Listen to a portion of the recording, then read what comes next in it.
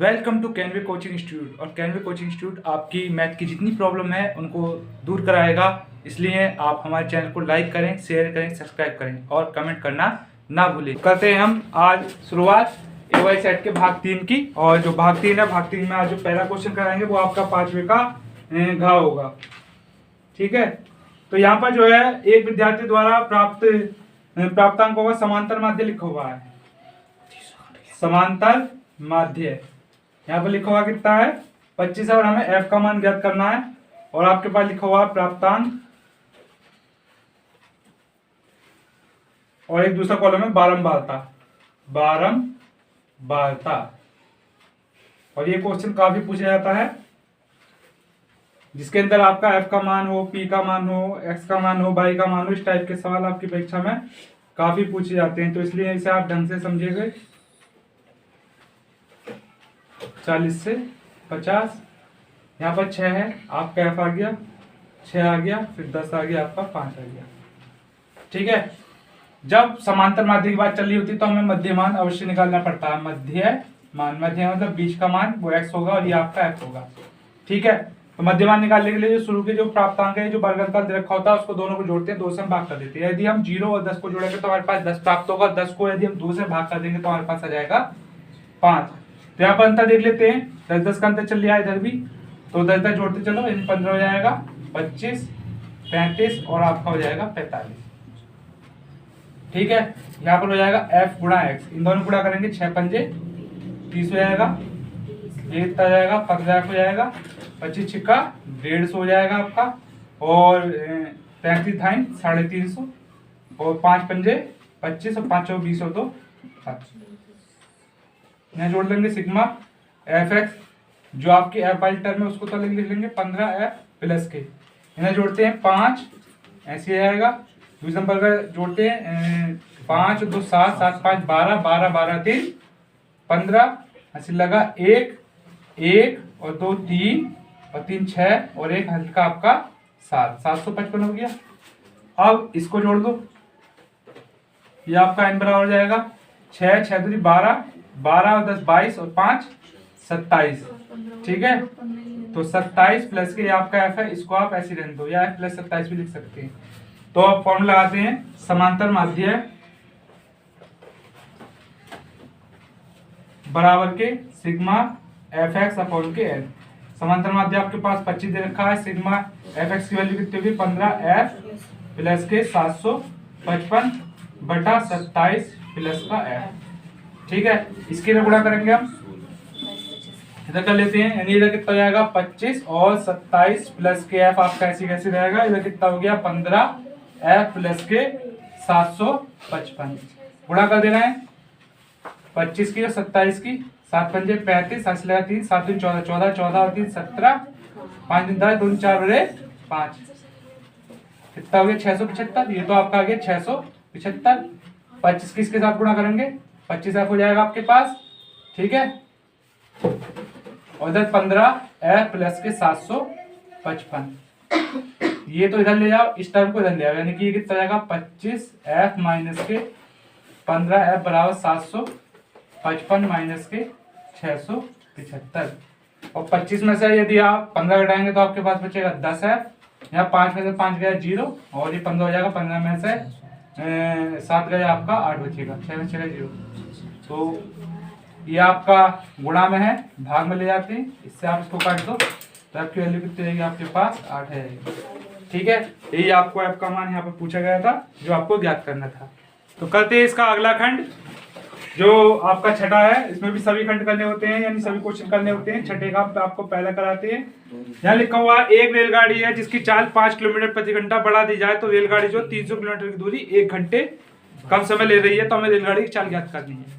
तो जो चीज याद करनी होती है उसको मान लेते हैं। तो यहाँ लिखेंगे माना रेलगाड़ी की चाल, माना रेल गाड़ी की चाल x किलोमीटर प्रति घंटा है।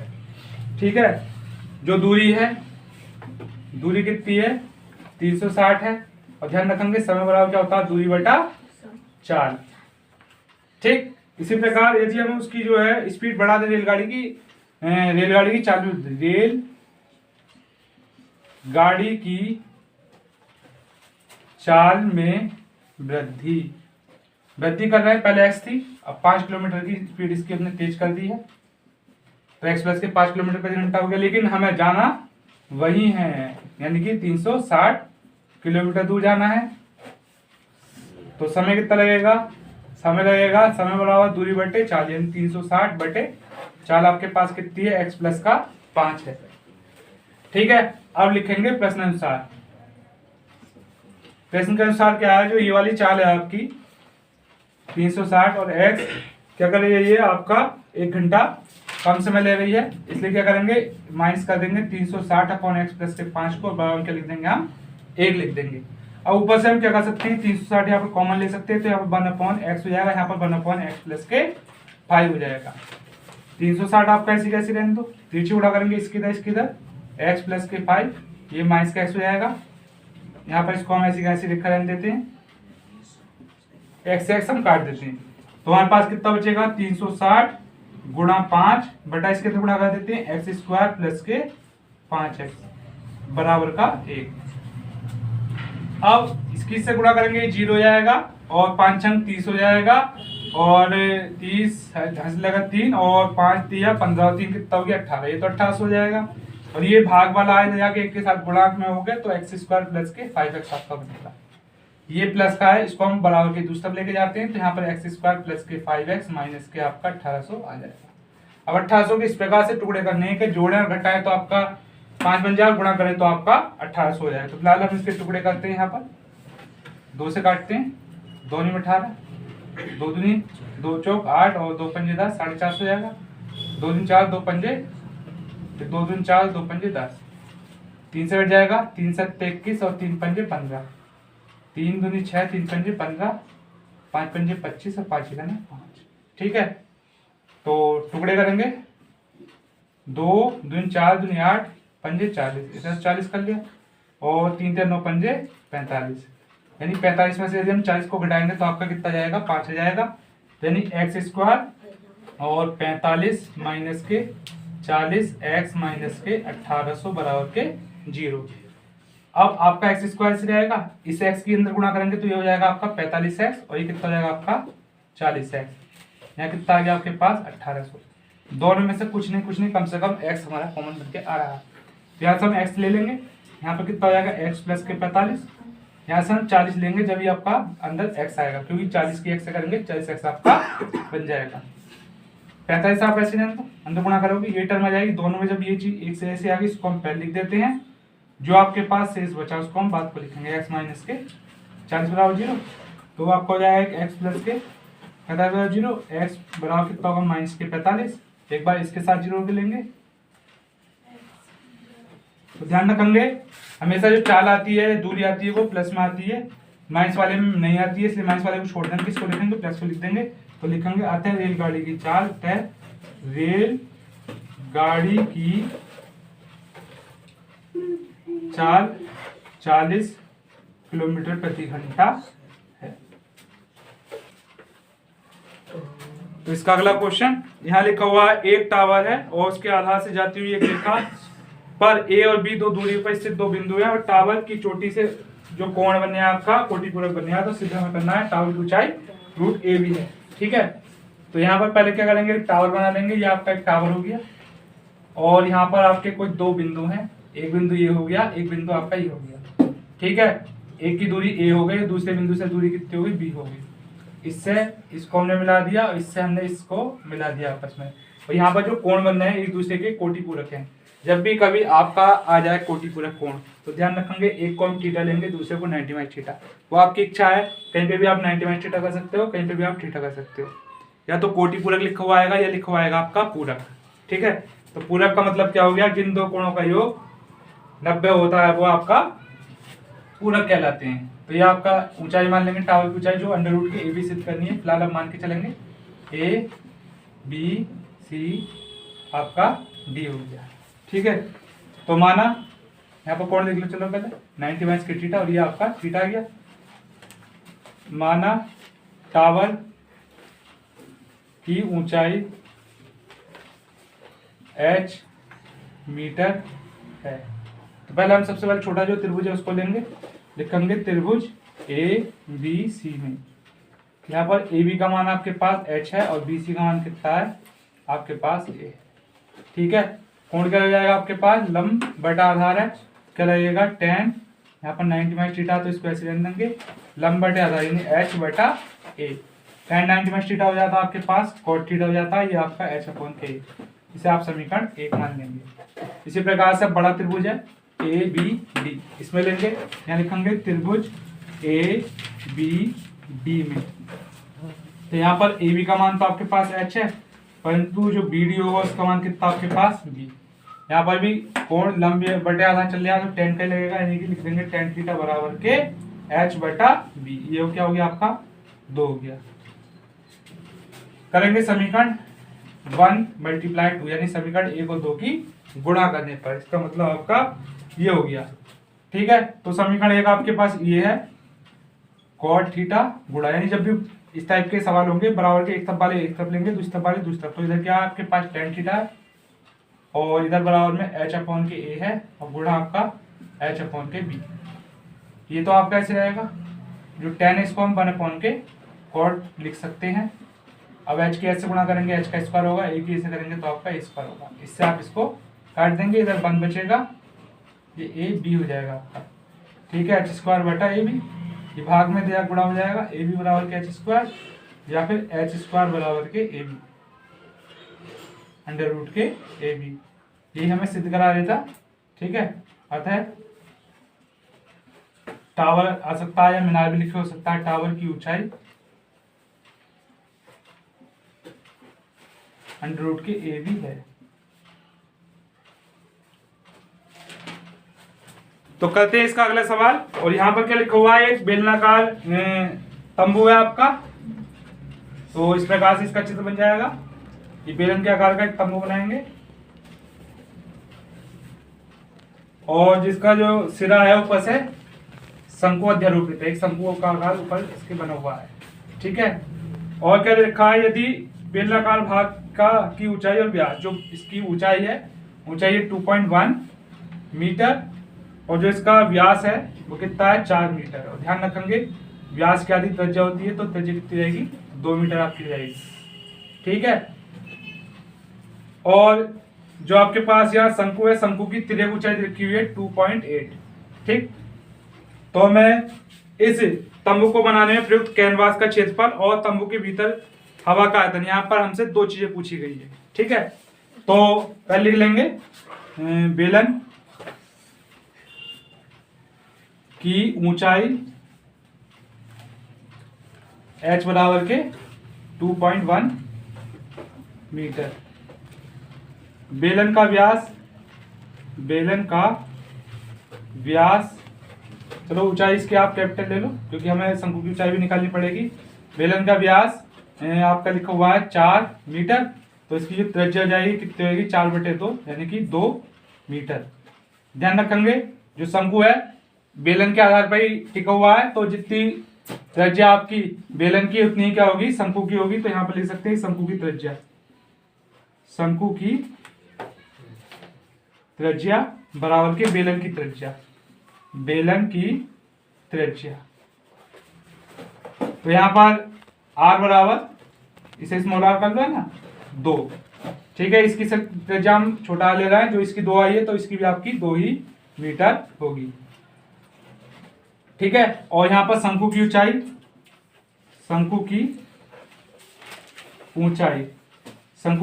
आप h इसे हमें निकालनी पड़ेगी, और यहाँ पर जिसकी तिर्यक ऊंचाई लिखी हुई है शंकु की तिर्यक ऊंचाई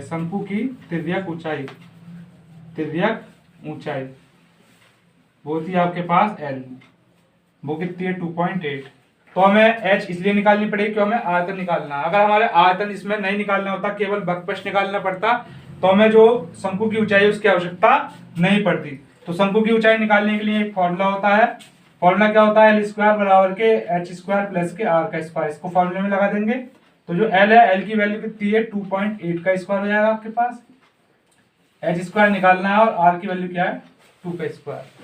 इसका वर्ग कर लेंगे 2.8 8 8 64 हो जाएगा, हासिल लगे 6 और 8 दूनी 16 और 6 हो जाएंगे आपके पास 22, 8 दूनी 16 और 2 दिन 4 है 5, 4 आ गया, 8 आ गया 7, कितना भी 784, 1 और 1 2 के बाद क्या लगा देंगे, दशमलव काम चिन्ह लगा देंगे।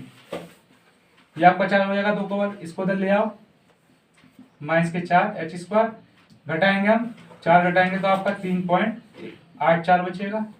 ठीक है, इसको हम सीधा करके लिख देते हैं, यानी एच स्क्वायर बराबर के 3.84। तो इसका हम इस पर रूट चढ़ा देते हैं, यानी कि 384 यानी 3.84। इसका हम वर्गमूल विधि से, जो भाग विधि होती है, भाग विधि द्वारा इसका वर्गमूल ज्ञात करेंगे। 2 लिखेंगे नहीं लिखेंगे, 1 से करेंगे 1 करना 1, यहाँ पर आपका 2 हो जाएगा। ठीक है, तो ये आपका कितना हो जाएगा, 84 हो जाएगा। इसको आप जोड़ दो। ठीक, तो लगभग 5 बार जाएगा तो 6, 5 बार ज़्यादा हो जाएगा, 1 3 बार करके देखो, 3 बार नहीं जाएगा, 5 बार करेंगे तो आप 5 पंजे 25, 5 दिन 10, 125 हो जाएगा। इसी प्रकार से 6 बार करके देखेंगे, 7 से करो, 7 सत्ते 49 और 7 दूनी 14, 14 और 4 18, यहाँ पर तो पॉइंट लग जाएगा। 8 अट्ठे 64, हंस लगे 6, 8 दूनी 16, 16 और 6 अभी और जा सकता है, इसका पड़ा 9 से कर दो, 9 में आपका 81 हो जाएगा और 9 दूनी 18, 18 और 9 आपका कितना जाएगा 27, कितना जाएगा 27। तो यहाँ पर 1.9 लिख सकते हैं, यानी एच की वैल्यू कितनी आएगी 1.9 मीटर लिख लेंगे हम इसको। ठीक है, अब इसका जो इसमें कैनवास प्रयुक्त हो रहा है उसका क्षेत्रफल भी ज्ञात करना, आयतन भी ज्ञात करना है हवा का। तो पहले लिखेंगे तंबू में लगे कैनवास का क्षेत्रफल। जो तंबू है, तंबू में आपके पास 2 आकृति है, एक आकृति आपके पास बेलन है, दूसरी आपके पास शंकु है। तो क्या करेंगे, यहाँ पर बेलन का पृष्ठीय क्षेत्रफल जोड़ लगाएंगे और शंकु का लगाएंगे, दोनों क्या करेंगे जोड़ देंगे। तो जो बेलन का होता है यहाँ पर लिख सकते हैं हिंदी में, बेलन का पृष्ठीय क्षेत्रफल प्लस के शंकु का पृष्ठीय क्षेत्रफल। तो बेलन का होता है 2 पाई आर एच और शंकु का कितना होता है, लेकिन यहाँ पर जो आर हमने ली थी बेलन की, क्या ली थी, कैपिटल आर ली थी, और इसकी जो ऊंचाई भी ली है वो भी हमने कैपिटल एच ली है। ठीक है, और यहाँ पर क्या होगा, ये हो जाएगा आपके पास, ये होता है पाई आर एल। और एक चीज ध्यान रखेंगे, यहाँ पर जो मैंने बताया दोनों की आर क्या है आपकी सेम है, तो यहाँ पर हम कैपिटल आर भी लिख सकते हैं। ठीक है, क्योंकि दोनों आर, यानी इसका आर का मान भी यही है, इसका आर का मान भी है, तो दोनों की आर आर हम सेव कर लेंगे। यहाँ पर क्या लिख सकते हैं, पाई आर कॉमन ले लेंगे, तो यहाँ पर आपके पास 2 बचेगा और आपका एच बचेगा, और कितना बच जाएगा, एल बच जाएगा। ठीक है, तो पाई का मान कितना होता है 22/7 होता है, और आर का मान यहाँ पर लिखा हुआ आपके पास 2 आ रही है, 2 ऐसे रन देंगे, एच का मान है 2.1 और एल का मान है 2.8। तो इसकी इससे गुणा करते हैं, ये तो आपका 44 हो जाएगा बटा 7, और यहाँ पर जब अंदर गुणा करेंगे 2 हो जाएगा, 2 दूनी 4 हो जाएगा, 2.8 आपका है, जोड़ देते हैं,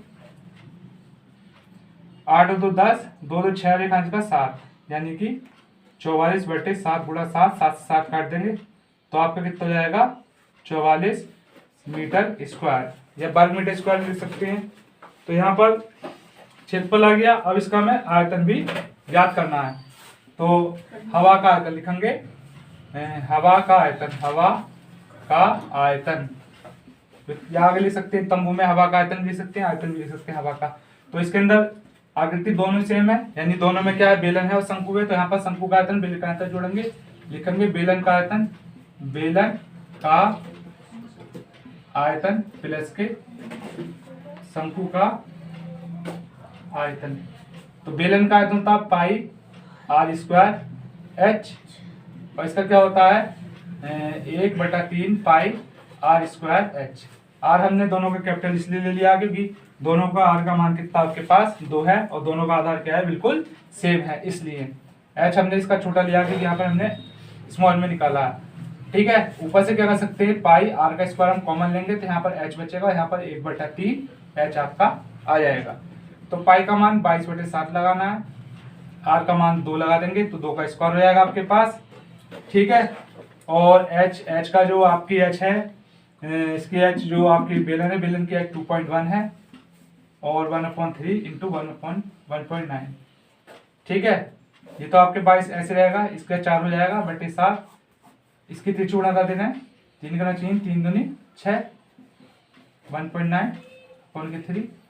तो ये तो हो जाएगा आपके पास 88 यानी 88 हो जाएगा, 12 चौका 88 और ये आपको बटे 7, 3 ऐसे रहेगा, जोड़ेंगे 9 3 12 हो जाएगा, हासिल लगा 1, 6 और 1 7 हो जाएगा, हासिल का आपका 8 हो जाएगा। ठीक है, तो इसको इधर कर लेते हैं, ये आपका 88 बटे 7 ऐसे रहेगा और 3 से काट दे रहे हैं, 3 दूनी 6 हो जाएगा। ठीक है, और आपके पास 2 बचेगा, 22 हो गया, 3 सत्ते 21 हो जाएगा, 1 बचेगा, 3 तिया 9, फिर 3 तिया 9, यही सीरीज आपकी चलती रहेगी। तो आप इसको ऐसे लिख सकते हैं 2.73। ठीक है, तो पहले इन दोनों के आपस में गुणा कर ले रहे हैं, 2.73 की 88 से मल्टीप्लाई कर ले रहे हैं, 8 तिया 24 और 8 सत्ते 56, 57 1 58 हो जाएगा, हासिल लगे आपके पास 5 और 8 दूनी 16, 16 5 आपका 21 हो जाएगा, 4 8 1 2 सेम गुणा करनी है, 8 4 12 हो जाएगा। ठीक है, इस टाइम पर 9 और 1 हाथ का 10 हो जाएगा और 2 1 3 हाथ का 4 हो जाएगा और आपका ये 2 आ जाएगा। पीछे से कितने बार लगाना, 2 के बाद हम पॉइंट लगा देंगे, तो आपका हो जाएगा 240.24 भाग करते हैं, तो 7 तिया 21 हो जाएगा और आपका 3 बचेगा, 7 चौक 28 हो जाएगा, 2 बचेगा। ठीक है, तो आपका 22 हो गया, 7 तिया 21 1 बचेगा, 7 दूनी 14। तो इस प्रकार से आपका जो आंसर कितना आ गया 34.32 मीटर की क्यूब, क्योंकि हमें आयतन ज्ञात करना है तो मीटर क्यूब लगाएंगे और आपके पास क्षेत्रफल ज्ञात करना है तो मीटर का स्क्वायर लगाएंगे।